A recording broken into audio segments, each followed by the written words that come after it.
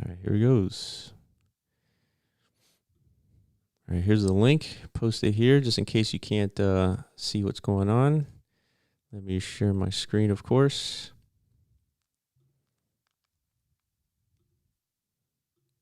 There we are. All right, guys. Thank you as always. Appreciate you guys showing up every week, Wednesday, 6 p.m. UTC. We gather here. So yes, 6 p.m. UTC every day we gather and we discuss updates on Ethermon and what's been going on in the 2D game and the 3D game. So if you were with us last week, we talked about this energy update. There's been a few changes since then, so we're going to discuss that real quick. So yeah, on top of that, we don't have Iman with us. He's definitely taking care of some other business that's extremely important. So shout out to Iman. Make sure you you put F's in the chat and tag him. That way he knows we're talking about him. So as always, I'm Will from the Ethermon team. Like I said, we gather here every Wednesday and we discuss these updates and we do a lot of giveaways. And one of them is a Pope, good old POAP, and some Emon for today. So yeah, this is going to be a pretty good discussion. There's been a lot of updates in the last week, and yeah, stay tuned for the Pope. If you're listening to me on Discord, you have a chance to earn that Pope. If you're not on Discord and listening to me through Discord, you don't have a chance. So yeah, and I prefer it this way just because we want to make sure we reward the people that show up. For those on YouTube, just hop into Discord, make sure that you mute either YouTube or Discord, one or the other, and then you have a chance to claim that Pope. So that'll happen towards the end or middle of this call, and we'll do a couple of attempts to claim. That way, people who missed it will get a chance to get in. Okay, all right, let's jump into this. So I get a lot of DMs throughout the week on how to play. And I guess it's not exactly clear to anyone new in the community, like how to get started. And so I understand there's so many ways to access the Ethermon game. I mean, you got OpenSea, you have all these Ethermon. You don't necessarily know what they're for. And then you see the tweets and people playing the game. It's like still not clear.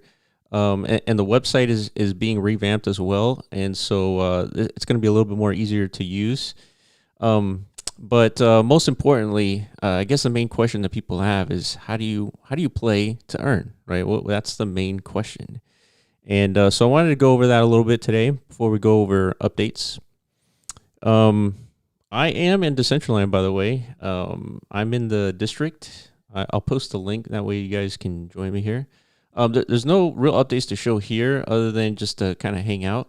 Last week, we showed the WebSocket server kind of working a little bit, and it kind of gave you a glimpse as to the social experience that we want to bring to you guys. That's still being worked on, and it's going to be deployed on the district and all the metas, so it's going to be a completely WebSocket server connection.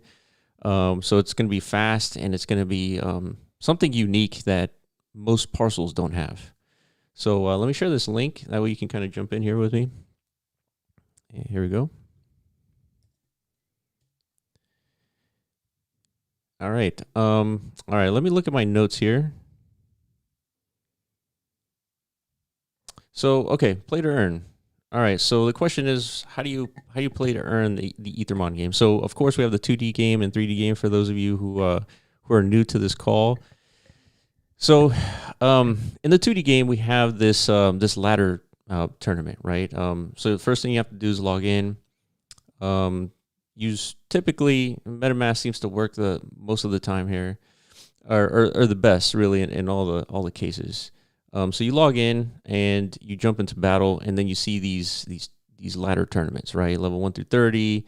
You have up to 1,000 Emon in rewards, all the way to ladder 5, which is the newest one, which is a couple of weeks old now. And for every battle that you win, you earn Emon. And so it's not exactly clear like what the breakdown is in terms of who wins this 1,000 Emon, right? So who actually wins? So we do have a Medium article that kind of explains this, but we also have a documentation that also explains all this, and it literally walks you through exactly how to play and most importantly how to earn. And so let me post this link. That way it's kind of out there for you guys to follow along. But most importantly here, it breaks down, what you need to play in ladder 1 all the way through ladder 5, and it shows you exactly what kind of Ethermon you need to have in order to play.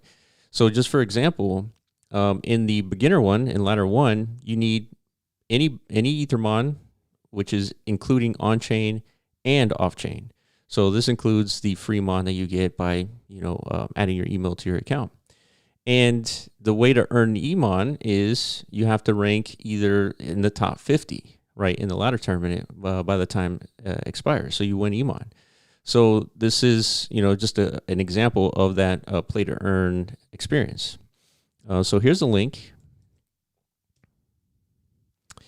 And I don't know if you guys have been exposed to this yet. I would assume yes, but I get so many of these DMs that it seems like it's not obvious. So so here it is. So now we have the 5 different ladders, right, and the prizes for each ladder, and it breaks down into top 50 win Emon.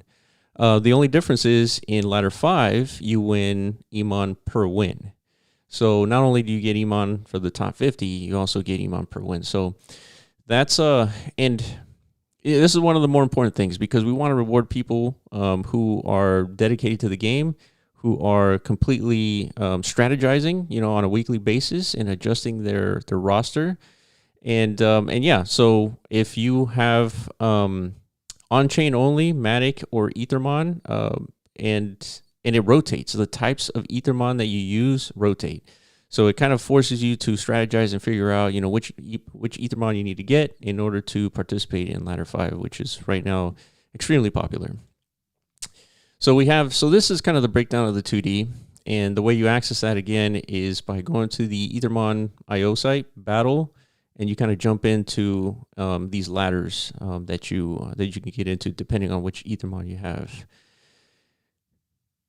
So yeah, 15,000 members on Discord. Yeah, that's awesome. Yeah, it climbed pretty fast.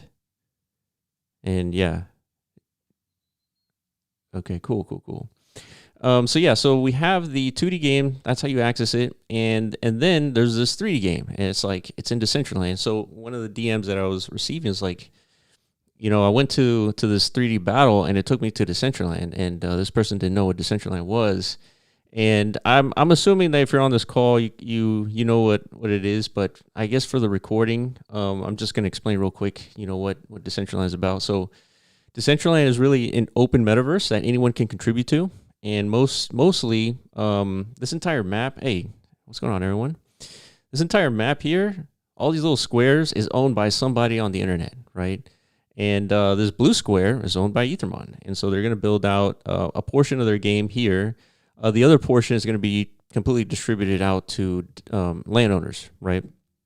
And that's another discussion in case you don't know what I'm talking about there. But so yeah, the focus here is the Decentraland estate. Here is Ethermon, and this is the Ethermon focus district. And then if you kind of scroll around here, all these little squares, it's just owned by somebody, and you can pretty much deploy anything you want, from a gallery to a game, and pretty much anything you can think of.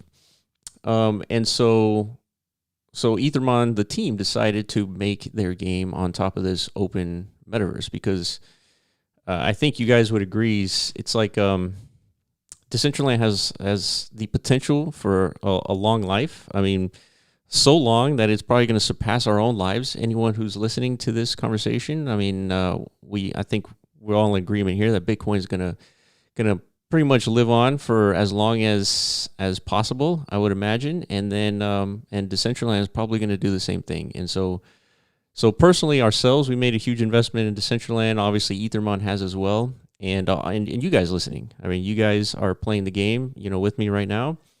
And we're all making huge investments into Decentraland because we believe in the team there. We believe in what they're working on. And so we're here. This big guy here is my tier. There's only 10 of them in existence. And kind of to give you an example as to the social experience that we want to create is all these avatars running around here, even though it appears we're looking at the same thing, and for the most part we are, right? Everyone sees that, that rotating blue thing.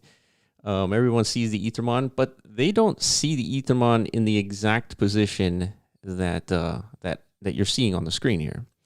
And so what we want to do is we want to make sure that everyone sees what I'm seeing exactly where everything is. So that's a little quirk of Decentraland by design. And so there's ways to fix that, and it's called the WebSocket server.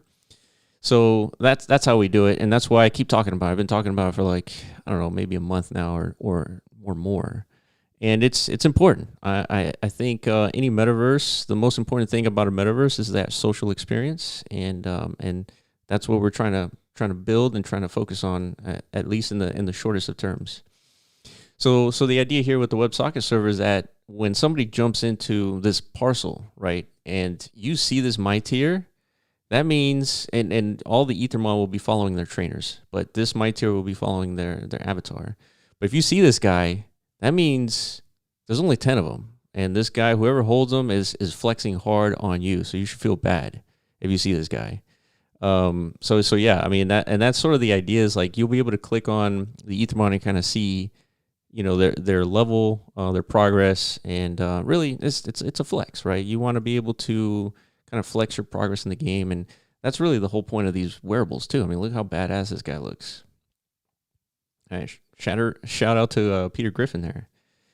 So yeah, that's sort of a breakdown. Hopefully, you should feel bad, right? That Polaroid. Hopefully that makes some sense for those of you who are new. At least it gives you sort of like a summary as to exactly what we're doing here. So yeah, and then we can kind of jump into, if you guys have questions, let me know. Put them in the live stream chat. I'll be happy to answer. Let me kind of scroll around, see if I miss anything. Let's see. How do I get the Pope? Yeah. Good old Pope question. I get that on a daily basis. It's weird. You guys are weird with the Popes. It's either like humans like sending me DMs or these bots. It's wild. Oh, Dead Polaroid is Peter Griffin. Look at that. Dude. The worlds collide.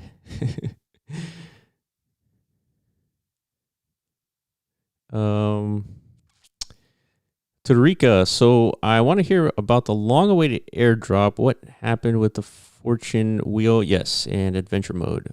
All good questions. Tarika, you're always asking the perfect questions. For the most part, I want to, let's see. So your question is airdrop, fortune wheel, and adventure mode.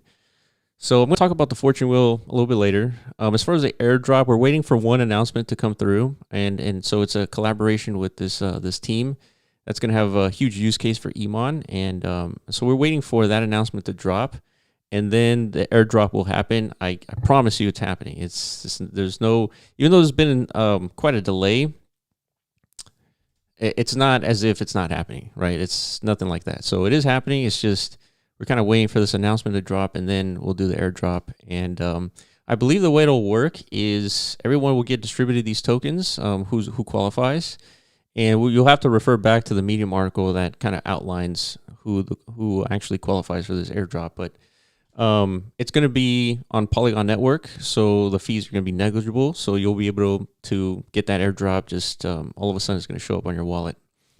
It's either that. I feel like it's because we discuss this a lot, and it's like here and there, but I feel like it's either that or it's some sort of claim, and if you don't claim it within some time limit, you just lose your chance. So I can't remember what it was, but I want to say that it will be like an actual airdrop, like we're all used to back in the day when Ethereum wasn't so crazy and the gas fees weren't so high. All of a sudden, like things would show up in your wallet. That doesn't happen anymore because of gas fees, but in Polygon, it's good. Now, disclaimer, do not, I've seen that article that was posted here. don't interact with NFTs that you don't recognize in your wallet. Just leave it alone. If it's free and somebody's offering you like $1 million for that free NFT that you got, don't interact with it. It's too much of a risk. I don't fully understand like how that's possible yet, but yeah, just don't interact with it. All right, let's see here. There it is. Valent, thank you for the Ethermon airdrop link on the Medium article. It's in the chat there. When's the airdrop? Airdrop soon, Jamie. Okay, let me go back to, where's that question? Okay, so the fortune wheel. So let me just jump into that. Okay, so we got a couple of things on the wheel. So we're actually working through some issues that we discovered with the wheel. Part of the work is releasing the new activities, is the security and automation of it. As soon as you spend your tickets and it lands on the prize, the whole idea is that you'll get auto minted these prizes, right? Because since everyone's interacting with this wheel at any time, we can't manually be sending out prizes like we were with the whole spreadsheet thing that we're doing for a good couple of weeks. So a lot of it is the security and automation of it, and that's what we're testing right now. So having said that, we've made some updates and started testing them last night. So wheel 1 will have 4 mons that you could win based on each spin. And in addition to the 4 mons, that there will be loot-based items / resources that we're going to be talking about eventually pretty soon here. And those items and resources you're going to be able to collect them via battles, and then you'll be able to use that loot item to craft other items that have an RNG element to it, which is kind of cool. So and the RNG element is kind of tied to the attributes, and these will be NFTs, right? And these NFTs that you kind of craft will be used in the game to further progress in the game and continue crafting better items and so forth. So that's going to be part of the wheel. I think the biggest item that you can win in this wheel is more tickets. Kind of weird if you think about it. So you'll get more tickets for a chance to the big ticket item on wheel 1 is more tickets, right? It's kind of weird. But with that more tickets, you can spend on the more expensive wheel where there's going to be more rare mons, right? And so the more rare mons, the more flexing opportunity you have, and then you get cooler mons, right? So that is going to be that's started testing last night, and then we're going to move testing towards the mods sometime as late as next week. And so now the mods are going to be testing it just to make sure everything kind of field testing it, and then it'll be released. So one of the things I wanted to mention as well today is this is more of like kind of behind the scenes look of Ethermon. The stuff that we talk about isn't supposed to be like official, even though this is a lot of stuff that we're working on Ethermon. We don't want to set dates here like we have in the past. So instead, just be on the lookout for Medium articles that officially set these announcements. And yeah, so this is more like a discussion / behind the scenes / leaks that we can kind of go through. Because I think the most important thing, like in regards to building a game or any piece of content really in the crypto world, is to be transparent. And yeah, that's what we're doing. Okay, so let me go back to some of the questions that I missed here. Hopefully, Tarika, you are satisfied with that response there for the wheel. Let's see. Adventure mode. Same thing with adventure mode. So there's a couple of ways to kind of break this down. Is adventure mode could be updated to be interactable experiences in Decentraland, or it could be kind of an updated, sort of what you're expecting with a new map in the old adventure mode, just with an updated map and an updated functionality. And so both are being worked on, but yeah, that's going to be kind of it's on the priority list, but it's not like at the top. So we're kind of focused on that play to earn experience first, and then kind of going back to adventure mode. Let's see. So looking forward to smooth gameplay in DCO. Yeah. Yeah. Yeah. Basically, every community call, we got the Pope questions every time. Why are new mons not appearing in DCL? I guess it should. First of all, it should. So a lot of the mons that that you see in the store, the starter store here, and we can wait for it to pop up. But there's like 6 mons here or so.